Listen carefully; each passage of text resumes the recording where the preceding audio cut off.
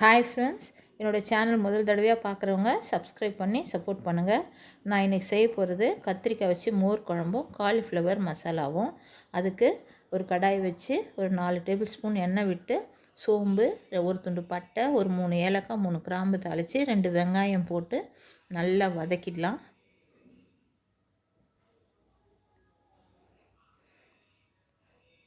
நல்லா வதக்கிட்டு light brown ஆகும்போது இஞ்சி பூண்டு பேஸ்ட்டு ஃப்ரெஷ்ஷாக அரைச்சி வச்சுருக்கேன், அதையும் அதில் சேர்த்துக்கலாம். 2 டேபிள் ஸ்பூன் இஞ்சி பூண்டு பேஸ்ட். இது காலிஃப்ளவர், நல்ல பெரிய காலிஃப்ளவர் அது, அதனால் இஞ்சி பூண்டு பேஸ்ட்டு அந்த அளவுக்கு சேர்த்துக்கிறேன். 2 தக்காளி ரொம்ப வேண்டாம், சின்ன தக்காளி 2. பொதுவாக காலிஃப்ளவரில் புளிப்பு அந்த அளவுக்கு எடுக்காது, நல்லா இருக்காது. அதனால தான் cauliflower pakoda, chilli cauliflower, cauliflower gobi Manchurian அது மாதிரி செய்வாங்க. வீட்டு மிளகாத்தூள் ஒரு 2 டேபிள் ஸ்பூனு சேர்த்துக்கிறேன். சேர்த்துட்டு மிக்ஸி அலசின தண்ணியை ஊற்றிக்கிறேன். அதில் இந்த இஞ்சி பூண்டுலாம் இருக்குது, வெறும் இஞ்சி பூண்டு தான் அது. இந்த தண்ணி, இந்த மசாலா கொஞ்சம் கொதிக்கட்டும். இதுக்கு மேலே தண்ணி வேண்டாம் காலிஃப்ளவரை நான் ஒரு அரை மணி நேரத்துக்கு முன்னாடியே சுடு தண்ணியில் நல்லா க்ளீன் பண்ணி கல்லுப்பு மஞ்சத்தூள் போட்டு எடுத்து வச்சுருக்கேன், ஊற வச்சு வச்சுருக்கேன். அதை எடுத்து இதில் போட்டுக்கலாம். பொதுவாக எந்த காயுமே கொஞ்சம் பழசாயிடுச்சு, இது நல்லா இருக்காதுன்னு உங்களுக்கு தோணுச்சுன்னா நீங்கள் அதை கல்லுப்பும் மஞ்சத்தூளும் போட்டு கழுவுனிங்கனாவே போதும், அது ஸ்டெரிலைஸ் ஆகிடும். கல்லுப்பு மாதிரி நல்ல ஒரு ஸ்டெரிலைசிங் ஏஜென்ட் எதுவுமே கிடையாது. கல்லுப்பு போட்டு கழுவுனாவே போதும், இதில் இருக்கிற அந்த மருந்து அது எல்லாமே போயிடும். அதனால் எப்போவுமே காலிஃப்ளவர், கோஸ் எல்லாம் கொஞ்சம் உப்பு போட்ட தண்ணியில் கழுவுறது நல்லது. அதை போட்டு நல்லா கலரிட்டு, தண்ணிலாம் எக்ஸ்ட்ரா விடலை, நான் மூடி போட்டு வச்சுட்டேன். ஒரு மிக்ஸி ஜாரில் தேங்காய், ஒரு 6 பச்சை மிளகா, சின்ன டீஸ்பூனில் 3 ஸ்பூன் சீரகம். மோர் குழம்புக்கு வாசனையே இந்த சீரகம் பச்சை மிளகா தான். இது இன்ஸ்டண்ட்டாக செய்கிறது, நான் அரிசிலாம் ஊற வைக்கல. 1 ஸ்பூன் உடச்சக்கல்ல, அதை போட்டுக்கிட்டால் போதும். நான் செய்கிறது இன்றைக்கி கத்திரிக்காய் மோர் குழம்பு, ரொம்ப சூப்பராக இருக்கும். அதுக்கு 1/4 கிலோ கத்திரிக்காவை நான் சின்ன சின்னதாக வெட்டிக்கிறேன்.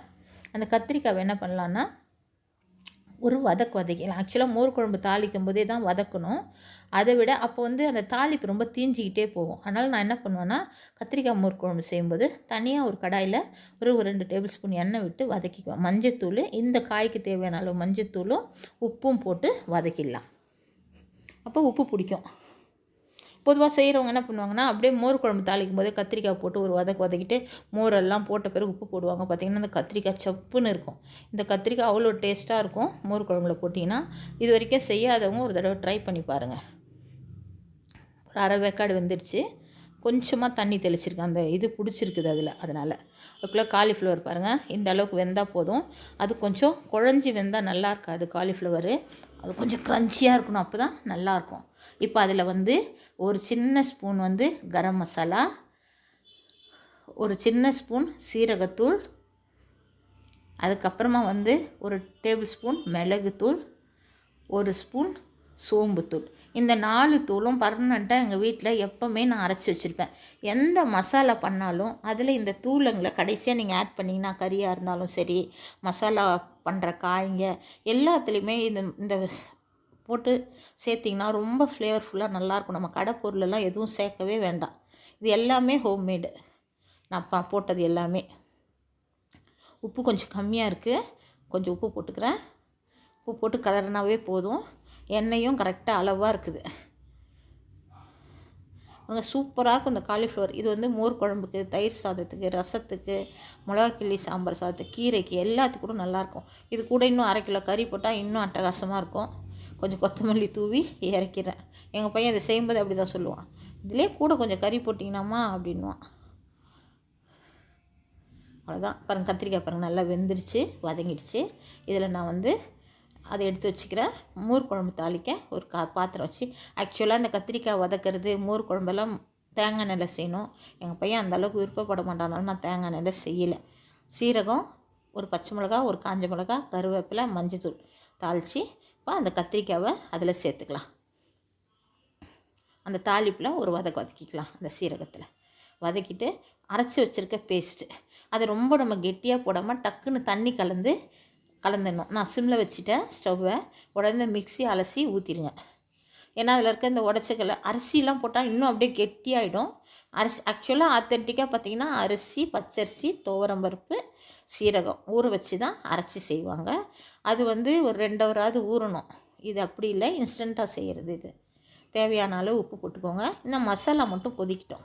தயிர் ஊற்றின பிறகு கொதிக்கக்கூடாது. நான் ஒரு 3/4 லிட்டர் தயிர், 1 லிட்டர் இல்லை 1.5 பேக்கெட் தயிர் வந்து நான் அடித்து எடுத்து வச்சுருக்கேன். மிக்ஸி அலசி ஊற்றிக்கிறேன். இந்த அளவு திக்னஸ் இருந்தால் போதும். ரொம்ப தண்ணி ஆக்கிட்டிங்கன்னா மோர் குழம்பு வந்து பார்த்திங்கன்னா நீர் மோர் குழம்பாயிடும். அப்புறம் ஊற்றி சாப்பிடும்போது நல்லா இருக்காது பாருங்கள். இந்த அளவில் இந்த மசாலா இருக்கணும். இப்போ தயிருக்கு ஏற்ற அளவு நம்ம மசாலா ரெடி பண்ணணும். இப்போ தயிர் நல்லா அடித்து வச்சுருக்கேன், அது போட்டுக்கலாம். தயிர் ஊற்றின உடனே நான் ஸ்டவ்வை ஆஃப் பண்ணிட்டேன். அவ்வளோதான். கொதிக்கலாம் வேண்டாம். தயிர் கொதிக்கக்கூடாது. கொதிச்சா திரிஞ்சிடும். அவ்வளோதான். சூப்பரான கத்திரிக்காய் மோர் குழம்பு ரெடி. நான் அந்த கத்திரிக்காய் வதக்கின பாத்திரத்துலேயும் கொஞ்சோண்டு சுடு தண்ணி ஊற்றி அதையும் இதில் சேர்த்துக்கிறேன். நல்லாயிருக்கும் அந்த ஃப்ளேவர், அந்த எண்ணெய், அந்த கத்திரிக்காய் வாசனைலாம் அதில் இருக்கும். அதையும் சேர்த்துக்கிறேன். சேர்த்துட்டு கொத்தமல்லி தூவி இறக்கணும்னா, ஆஃப் பண்ணோம்னா, மேலே கொஞ்சம் பச்சையாக தேங்காய் எண்ணெய் விட்டோம்னா சூப்பராக இருக்கும்.